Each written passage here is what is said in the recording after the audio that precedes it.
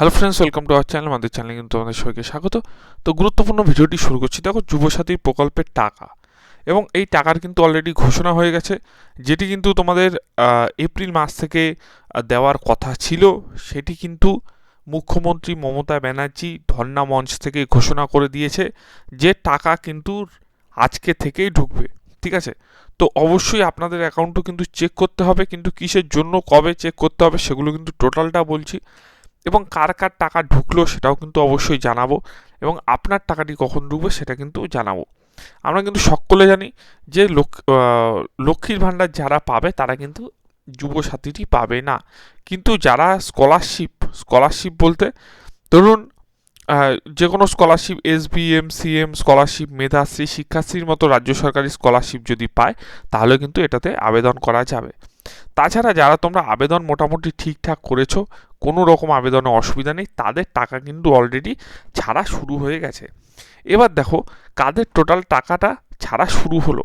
আমরা প্রত্যেকেই জানি যে যাদের কিন্তু বয়স 21 থেকে 40 বছর পর্যন্ত তারা কিন্তু এই ভাতাটি মাসিক ভাতা হিসাবে 1500 টাকা পেয়ে যাবেন। তো সেই ক্ষেত্রে দেখতে গেলে যে আমরা জানি যে 15 তারিখ থেকে কিন্তু শুরু হয়েছিল ফর্ম ফিল আপ, এবং 26 ফেব্রুয়ারি কিন্তু অবধি হয়েছে ফর্ম ফিল আপ। আর কিন্তু নতুন করে কোনো রকম কোনো ফর্ম ফিল আপ করা যাচ্ছে না। সেই ক্ষেত্রে আমরা স্ট্যাটাসে চেক করেও দেখেছি, তোমাদের এর আগে ভিডিও দেখেছি, যে এই ভিডিওতে কিন্তু তোমাদের কিন্তু অন্য কিছু হয়নি বলতে তোমাদের কিন্তু এর আগে যে ভিডিওটি করা হয়েছে সেখানে কিন্তু দেখানো হয়েছে অনেক কিছু। তো আজকে কিন্তু আমরা ভিডিওটি সেক্ষেত্রে আমরা কিন্তু বলতে পারি যে তোমাদের যারা যারা টোটাল ঠিকঠাক ফর্ম ফিল আপ করেছো তারা কিন্তু সবাই পাবে, এবং 26শে ফেব্রুয়ারি কিন্তু লাস্ট ডেট ছিল।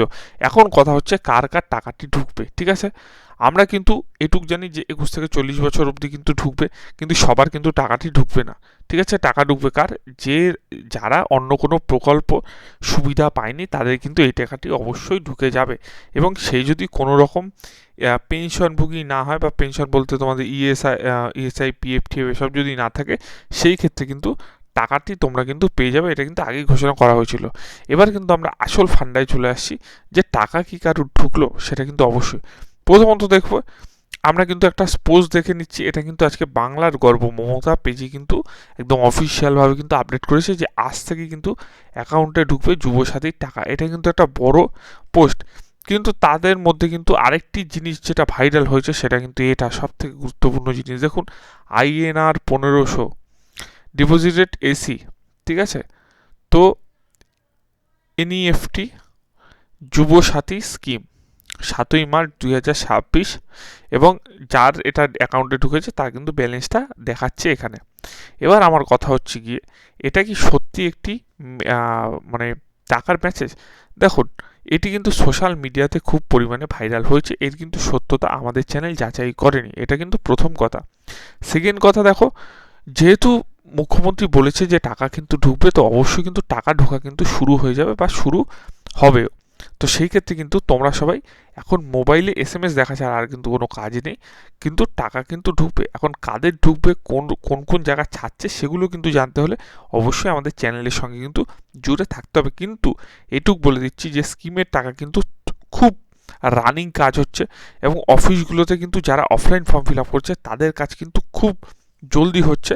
এবং সেই ক্ষেত্রে কিন্তু আমরা যদি বলতে চাই যে যুবসাথীর ফর্ম কিন্তু প্রায় 1 কোটির মতো কিন্তু জমা পড়েছে। তো বুঝতে পারছো, 1 কোটি মানুষকে টাকা দেওয়া কিন্তু মুখের কথা না। ঠিক আছে, তো সেই ক্ষেত্রে কিন্তু অনেক ভেরিফিকেশনের দরকার আছে। তো সেই ভেরিফিকেশন করতে যতটুকু সময় লাগছে, তোমাদের টাকা কিন্তু আস্তে আস্তে সবাই কিন্তু তোমরা পেয়ে যাবে। ভিডিওটি কেমন লাগলো অবশ্যই জানাবে। কোনো রকম আপডেট থাকলে কিন্তু আমি অবশ্যই আমার চ্যানেলে দেবো। তো সম্পূর্ণ ভিডিও দেখার জন্য কিন্তু অসংখ্য ধন্যবাদ।